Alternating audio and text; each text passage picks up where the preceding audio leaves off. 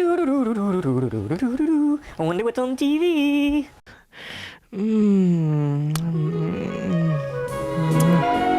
How now?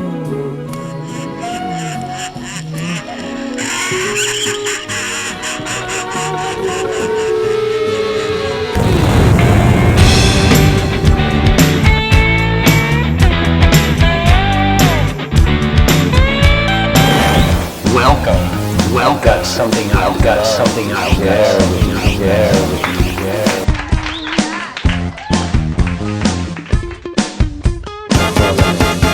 What I want from you. And when you speak, I want every word to be straight from the lips of God. Violence and natural death. Human accomplishments. These are part of every news story.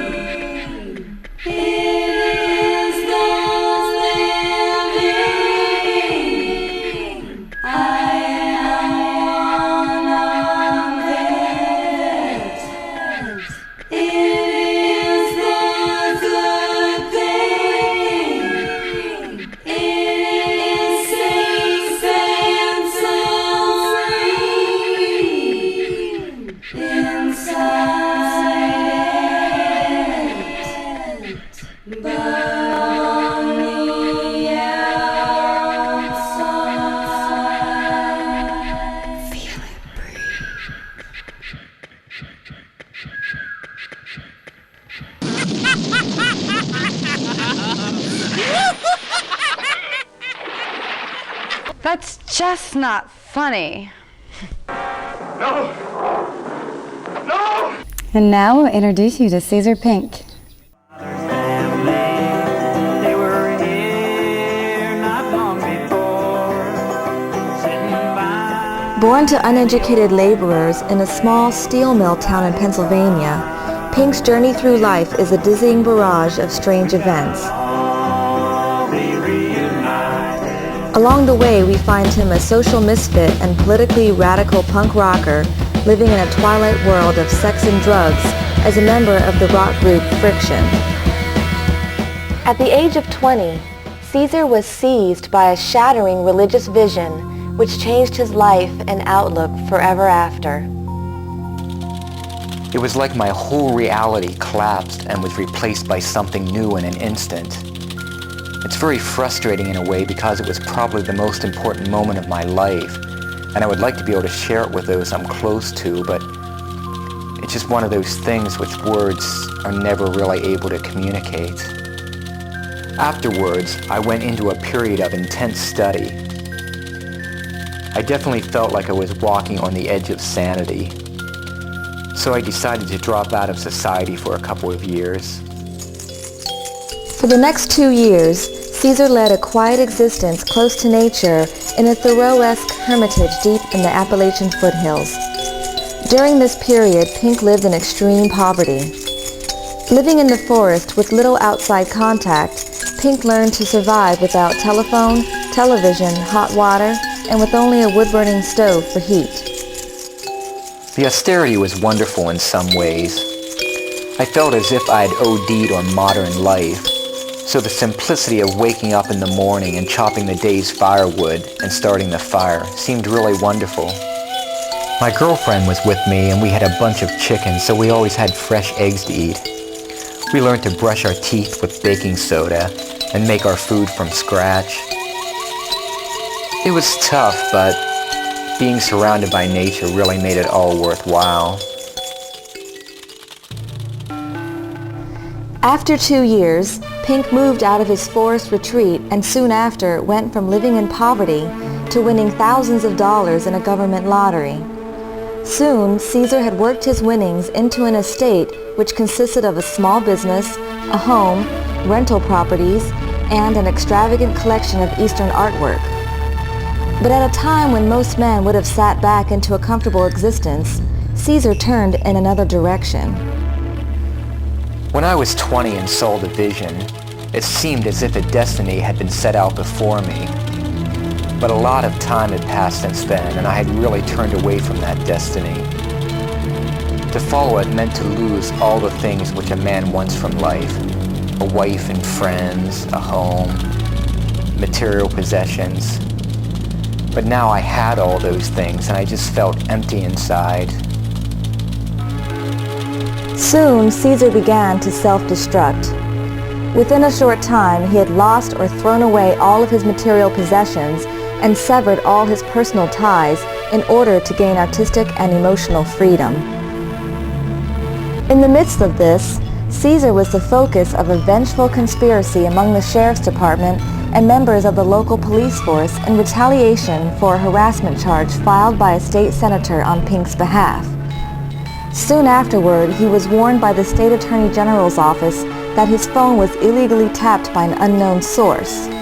Only days later, he was taken into kangaroo court, thrown into jail on invisible charges, and inside, other inmates were urged to beat him at the sheriff's request. Luckily, the inmates recognized Pink from his punk rock days and warned him of the sheriff's intentions. When you see the force of the law coming down against you, it's truly frightening. At one point, they tried to get me to sign papers which they wouldn't let me read. When I refused, they stripped me naked, made me bend over and grab my ankles so they could do what they called a deep cavity search. Once they get you behind bars, you know you're at their mercy. It's really dehumanizing. After being forced to flee his hometown to escape the wrath of the local authorities, his time was spent living on the edge. His life became a hectic whirlwind of disastrous love affairs and dangerous forays into the dark nights with the lost souls of America's underculture. From being held at knife point in a New Orleans projects, carjacked by one of New York City's 14th Street transvestites, to finding solace among small-time drug dealers, homeless vagrants, and cheap prostitutes, as he watched friends be destroyed by drugs and suicide, and lovers one by one collapse into mental breakdown while trying to survive amid his chaotic lifestyle. As the Imperial Orgy began to experience their first rush of local success, Pink's life spiraled out of control. Homeless and living in the back of an old car, physically worn and mentally disintegrating, he collapsed into what he refers to as a spiritual death. During the final stages of Pink's journey, he wrote an extended prose work titled Apology, which chronicled his experiences and thoughts.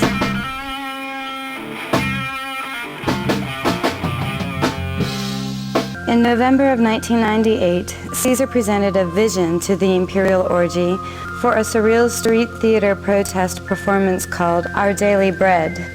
Although it sounded downright bizarre at first, in the end it played out to great effect. Our Daily Bread was crazy.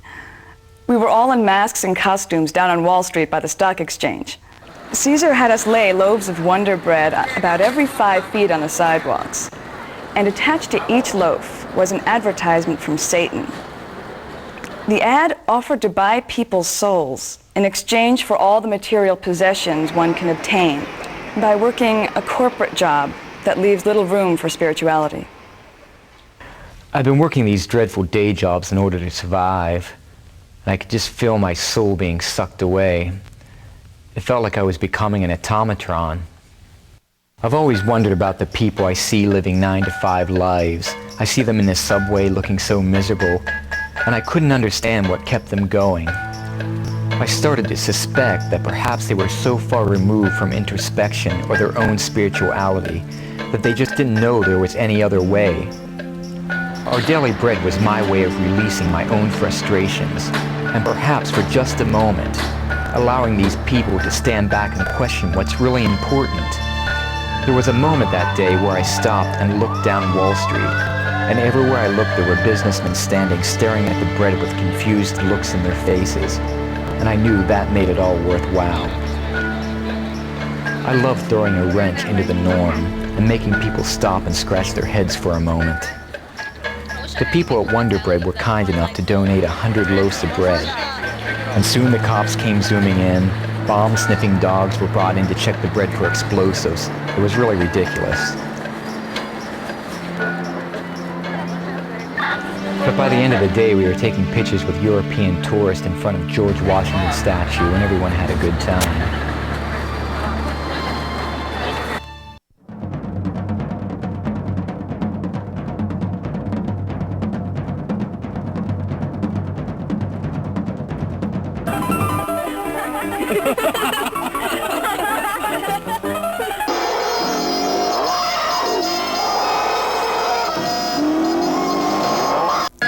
Arrogance always underestimates modesty.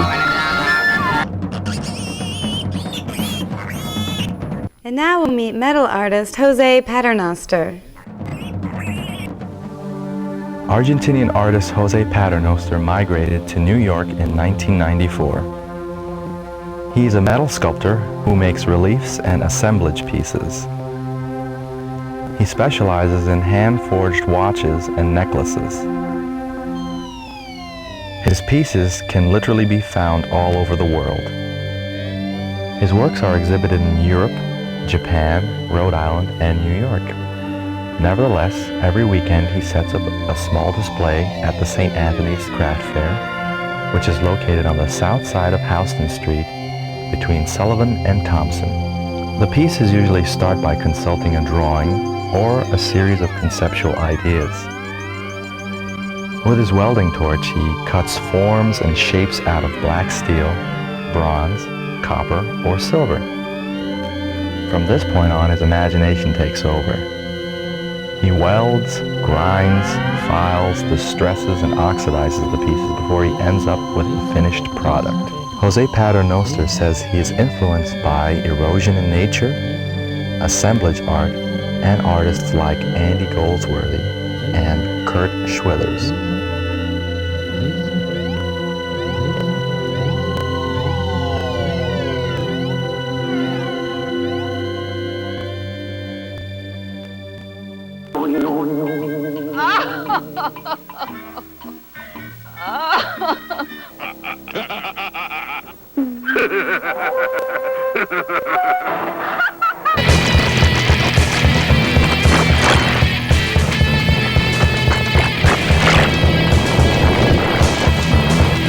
Hi, I'm Vivian, a VJ with the Imperial Orgy. Today I'm here with Caeser Pink. Since this is our first video segment on the Imperial Orgy show, let me explain that each week we hope to bring you videos by outsider artists that aren't normally in the mainstream. For those of you that still haven't heard of it, Outsiders Rock is music that is new, creative, and original. Most record companies will only back artists who follow the mainstream formulas in a sort of on-creative, paint-by-numbers approach. And many artists are happy to simply copy other mainstream pop stars, because that's where the money is. Outsider artists are those who sacrifice quick financial gain for artistic freedom. Unfortunately, the videos we receive come from record companies, so most of what we get really isn't outsider rock. But each week, we'll give you an example of what we've gotten in the mail.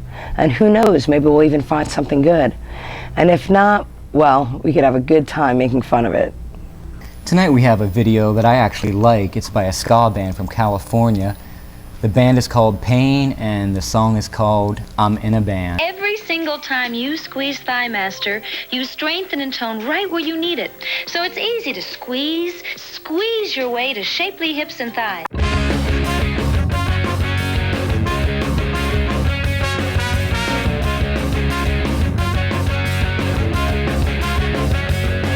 Growing up, I had it rough. Although I hated work, it taught me just enough to know there ain't no application for the job that I've been chasing, and I'm looking for a diamond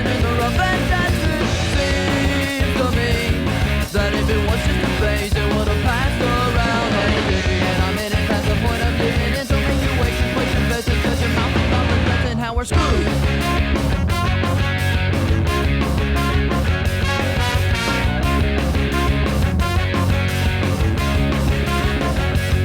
You kinda rough, I'll be my head, and I'll take all the crap you're giving me instead. Cause we'll be driving to a show and you'll be working at the store and checking out some lady buying what's her bread and dancing. Seems to me that there are lots of cool jobs, but just a few that I never wanted to work, try to shop in the first, fulfill my pitch and plan by being a company man. I wanna be in a band, I wanna make the supply and then create the demand. I wanna be in a band, my parents still don't understand. Damn.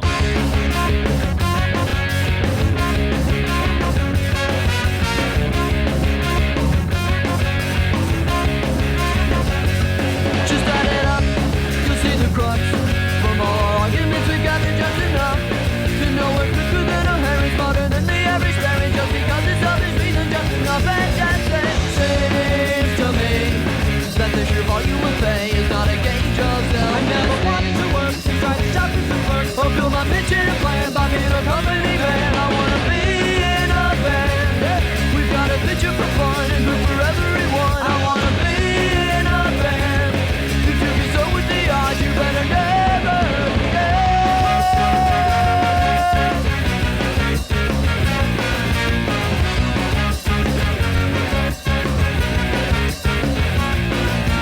Veterinary garbage man or public speaking from a stand or pulling teeth or sweeping streets are all real cool and need to be done, but not by me. I want to be in a band. I want to make the supply and then create the demand. I want to be in a band. Supply side economics meant to make you happy. Be in a band. We've got a picture for fun and good for everyone. I want to be in a band. My children still don't understand. Yeah, yeah.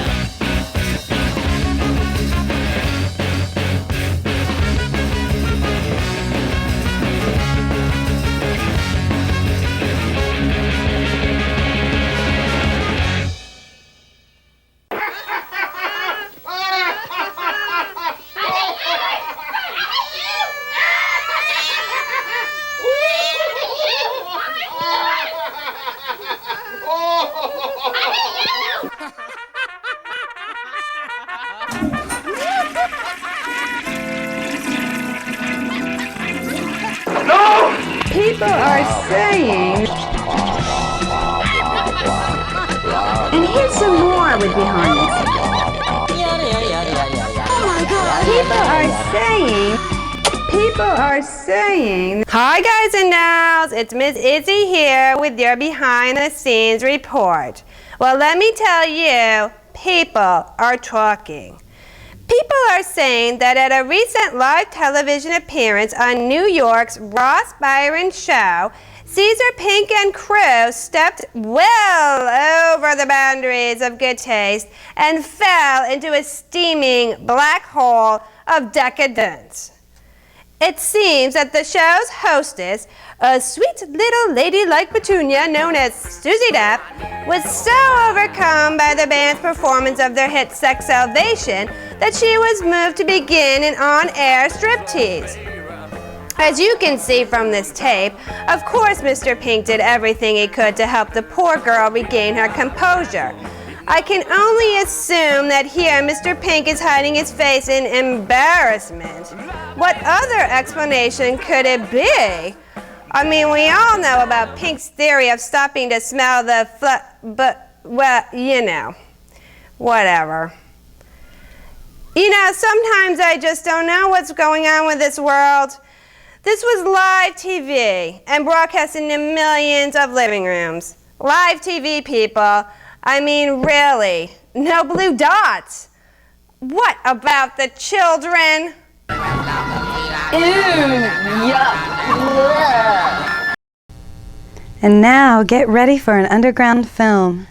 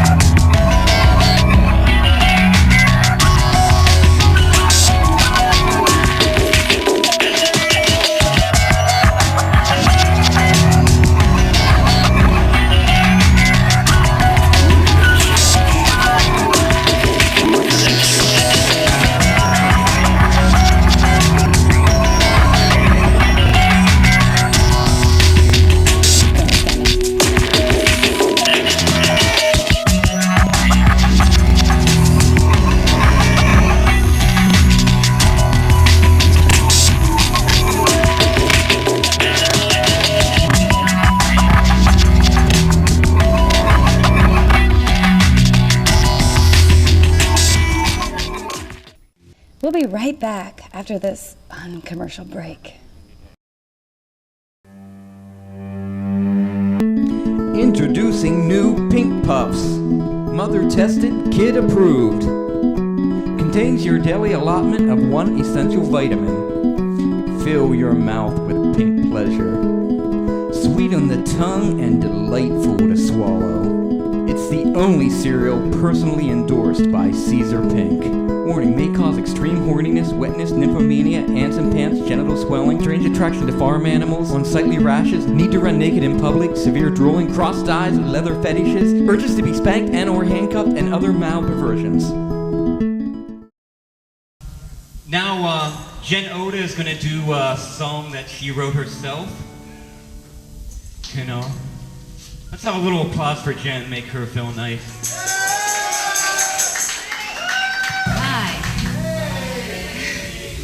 This song, it's just a little song I wrote a couple years ago.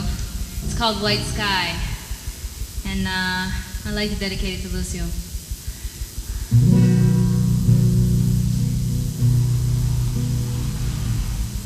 I was awake when the sky turned white and wiped the blue away,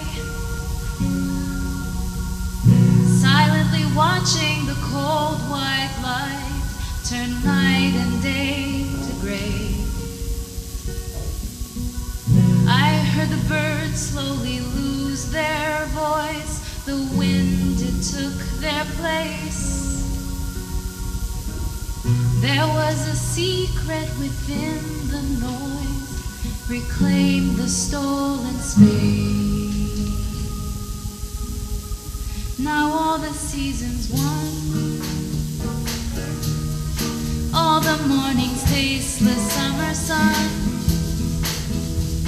is dripping through the filter high above.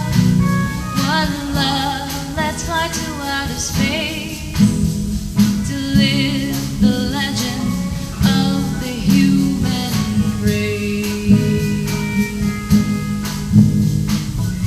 I closed my eyes when the trees fell down. I heard them calling names.